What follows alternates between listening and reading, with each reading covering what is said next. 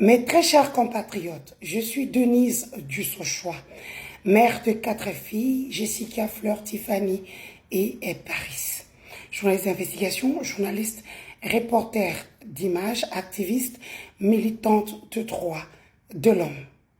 Aujourd'hui, mardi 19 août 2025, moi et mes avocats conseils avons déposé une plainte contre le président Félix-Antoine Tshisekedi Tshilombo de la République démocratique du Congo ainsi que ses services de renseignement.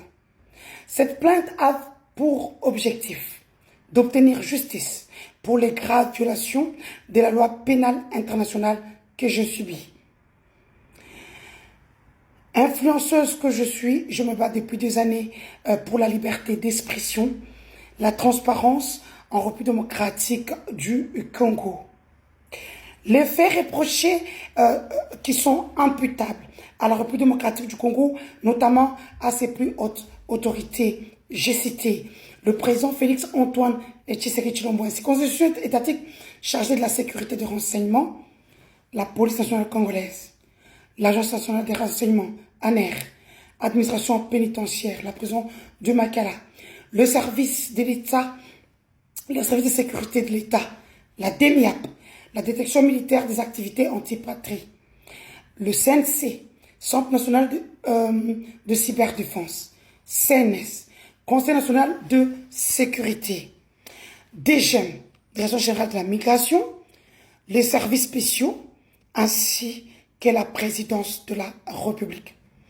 Ces institutions ont agi à mon encontre, non pas dans le cadre des procédures légales ou pour garantir la sécurité publique, mais dans le but clair de me réduire non seulement au silence et de m'intimider par des voix que je peux dire des dissidentes par des méthodes illégales et répressives. Vous le savez, ça a été filmé pour m'humilier, pour que je puisse être humilié sur la place publique. Le 26 septembre 2024, j'ai été arrêté soi-disant que je travaille pour le M23, que je travaille selon le député provincial Zachary Bababasoué dans plusieurs de ces vidéos que nous avons illustrées au niveau de la cour, qui disait que j'ai travaillé pour AFC M23 avec la rébellion et jusqu'à ce jour, aucune preuve n'a été sortie sur la place publique.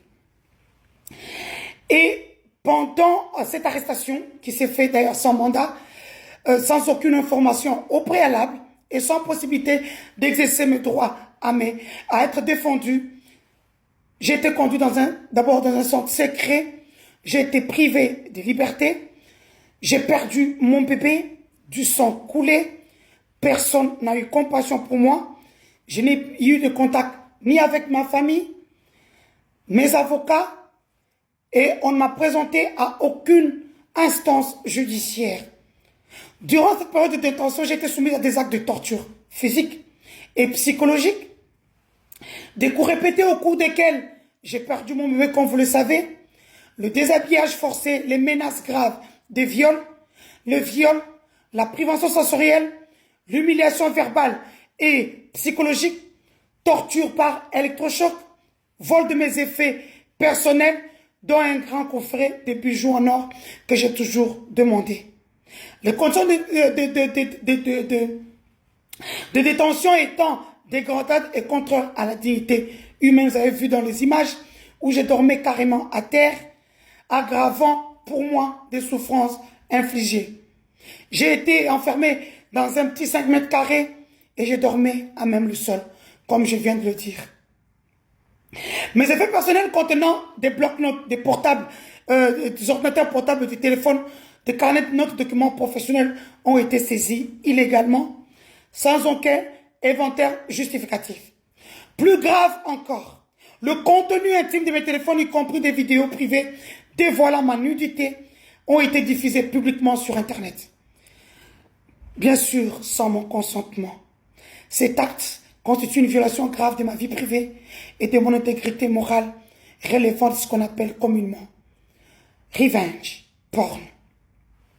En tant qu'influenceuse dont la notoriété repose largement sur la gestion et la protection de son image publique, Cette diffusion a eu des conséquences dramatiques, atteinte à ma réputation, l'isolement social, menace des morts, menaces supplémentaires et destruction complète de ma carrière professionnelle. J'ai perdu tous mes clients et eu égard à la situation, tous mes clients dont les lignes maritimes congolaises en République démocratique du Congo, un contrat que j'ai depuis des années, pour ne citer que celui-là, et la destruction complète de ma carrière professionnelle. Les vidéos de ma dignité sont sur les réseaux sociaux, à travers des liens Telegram. Les clients que j'avais ont tous rompu leur contrat avec moi.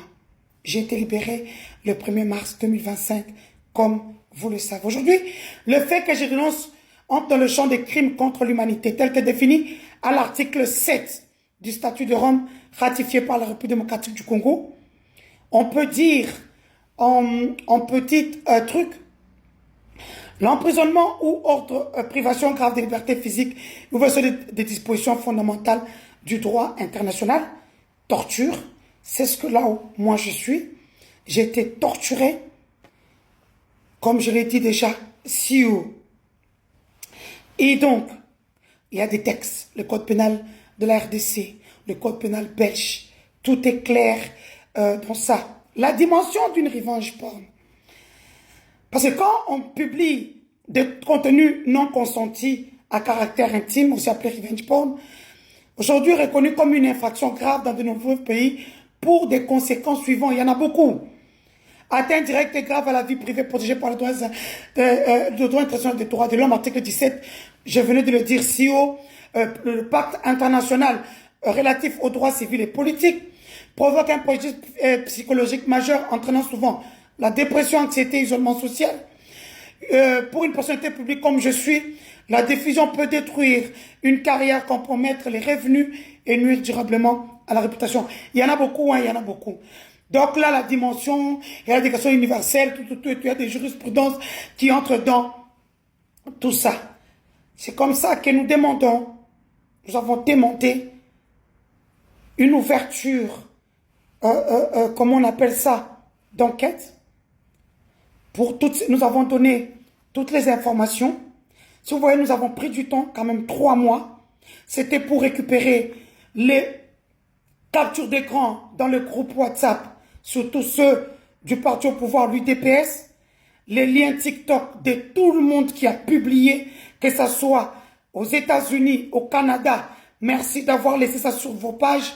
Ça nous a vraiment aidé parce que c'est un travail qui est venu après en Europe, en Australie, en Asie. Donc voilà, nous avons pu récupérer tous les liens TikTok, les liens Facebook, les liens YouTube. Ça a été un grand travail. Merci à toute l'équipe numérique qui a abattu un grand travail.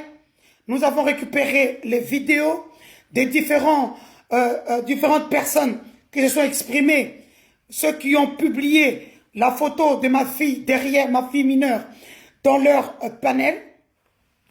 Merci d'avoir laissé ça, parce que c'est ça qui a prouvé qu'il y a eu diffusion de la revenge porn.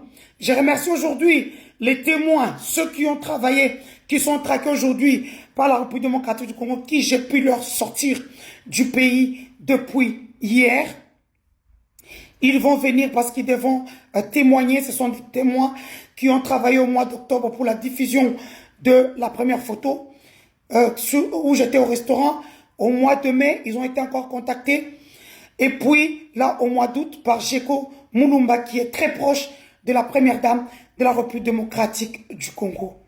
Chères femmes, lorsqu'on diffuse votre intimité, votre nudité, vous ne pouvez pas vous cacher. Vous n'êtes pas bourreau, mais vous êtes victime. Je suis une victime. J'ai choisi la justice internationale pour qu'on me rende justice pour mes enfants, pour ma carrière, pour que prochainement, que Félix Tshisekedi et sa bande de voyous des services de renseignement ne puissent plus jamais utiliser le corps d'une femme, la nudité d'une femme, pour la faire taire. Je ne suis pas à terre. Je suis debout.